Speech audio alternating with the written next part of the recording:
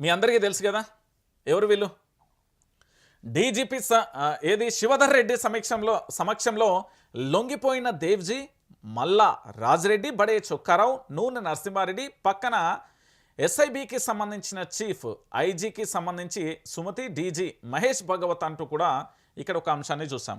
అడవి వీడిన అగ్రనేతలు డీజీపీ సమక్షంలో లొంగిపోయిన దేవ్జీ, మల్లా రాజిరెడ్డి, బడే చొక్కారావు, నూనె నర్సిరెడ్డి అంటూ ఇక్కడ ప్రధానంగా చూసాం.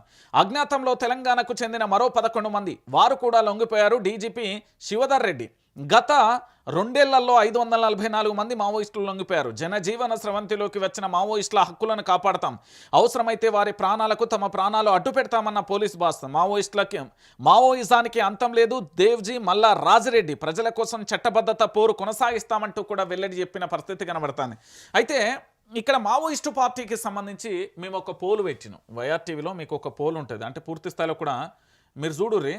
ఎందుకంటే వైఆర్టీవీకి సంబంధించి మీరు పోగానే అందులో పూర్తి స్థాయిలో మీకు పోల్ కనబడుతుంది. ఆ పోల్లో పూర్తి స్థాయిలో కూడా ఇప్పటివరకు ఎంతమంది ఏంటి అనేది కూడా మీకు అర్థమైపోయే పరిస్థితి ఉంటుంది. ఎందుకంటే దాంట్లో ఏంది అంటే ఆ పోస్టులకు సంబంధించి పూర్తిగా కూడా మీరు కూడా చూడొచ్చు.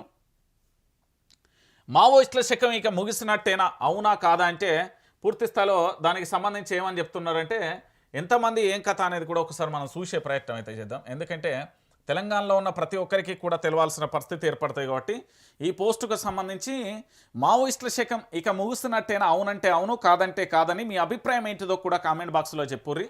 ఎందుకంటే మావోయిస్ట్ పార్టీకి సంబంధించి శకం ముగిసింది అంటే చాలా వరకు కూడా శకం ముగిసిపోయింది అంటూ కూడా చెప్తున్న పరిస్థితి కనబడుతుంది.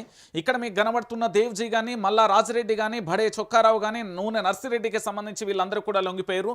కానీ గణపతి ఎక్కడ ఉన్నారు అనేది ఆచూకీ ఇప్పటివరకు అయితే లేని పరిస్థితి అయితే కనబడుతుంది. ఇక్కడ పూర్తిగా కూడా ఏమని చెప్తున్నాడు అయితే అవసరమైతే వారి ప్రాణాలకు తమ ప్రాణాలను అడ్డం పెడతామంటూ పోలీస్ బాస్ అయితే చెప్పింది. ఇది ఎంతవరకు నిజ నిర్ధారణ అవుతుంది, ఏం జరుగుతుంది అనేది భవిష్యత్తులో వేచి చూద్దాం.